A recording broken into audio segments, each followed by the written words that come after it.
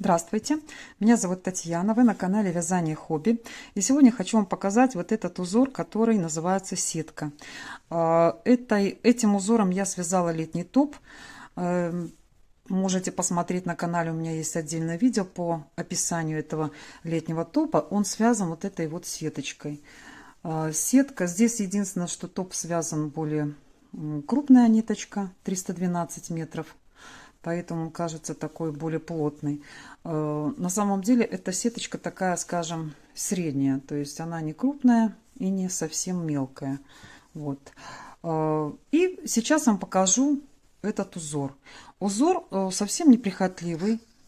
Если говорить о поворотных рядах, то здесь у нас получается раппорт состоит вообще из одного ряда и двух петель.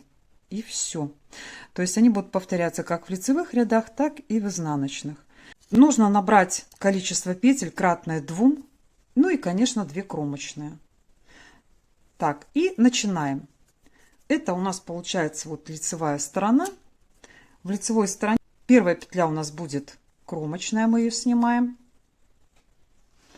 Затем набрасываем накид и 2 петли вместе изнаночным провязом. Вот таким образом. Единственное, что я обращаю ваше внимание на то, что я вяжу классическими петлями.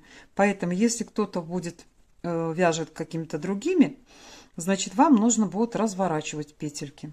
Дальше идем накид. Вот таким образом, прямой накид. И 2 петли вместе изнаночной. Еще раз накид. 2 петли вместе изнаночной. И вот так мы повторяем до конца ряда. Получается вот такая вот сеточка. Здесь у нас хлопок, он не прошел еще ВТО.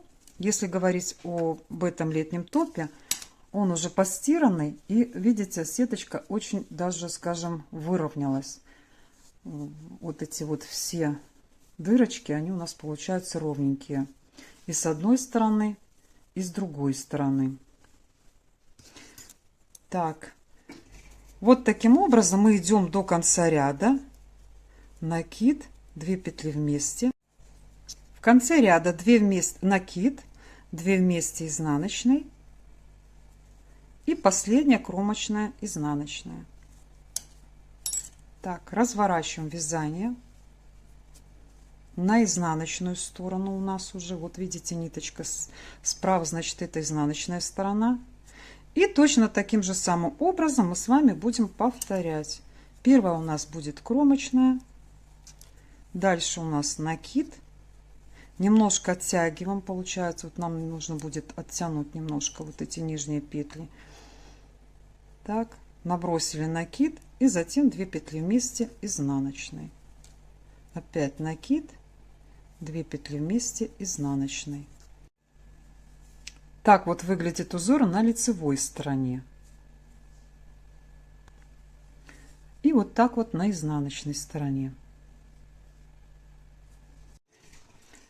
Что касается кругового вязания, то узор будет смотреться одинаково. Он одинаковый с одной стороны тоже, и с другой стороны будет так. Единственное, что я хочу отметить, когда набирать петли, то лучше всего сразу первый вот наборный край на 2 спицы.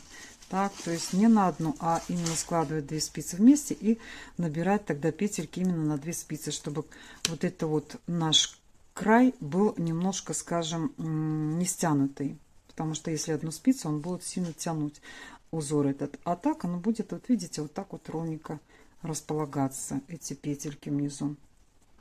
В круговом вязании у нас получается раппорт уже будет 2 ряда. Для того, чтобы плавное соединение было 2 рядов, первая петля у нас будет всегда изнаночная. Вот эта вот. Она будет соединять все ряды, то есть она не входит, вот эта вот петля, в раппорт. Дальше у нас идет накид и 2 изнаночные вместе. Сейчас опять накид и 2 петли провязываем изнаночной. Накид, 2 петли вместе провязываем изнаночной. Вот таким образом повторяем этот ряд. Сейчас второй ряд в круговом вязании. Первая петля изнаночная, которая не входит в раппорт наш.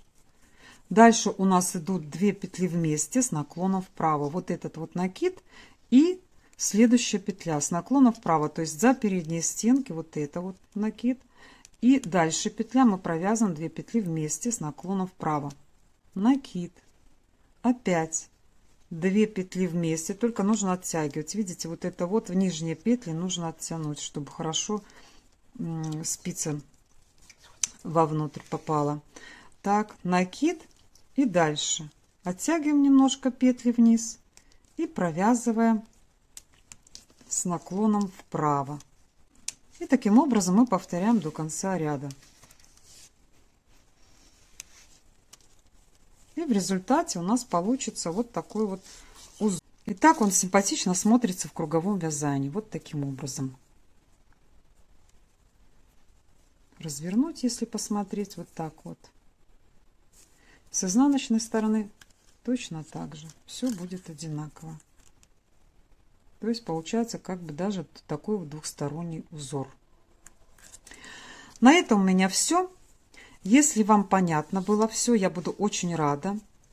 Всем спасибо за просмотр и до новых встреч!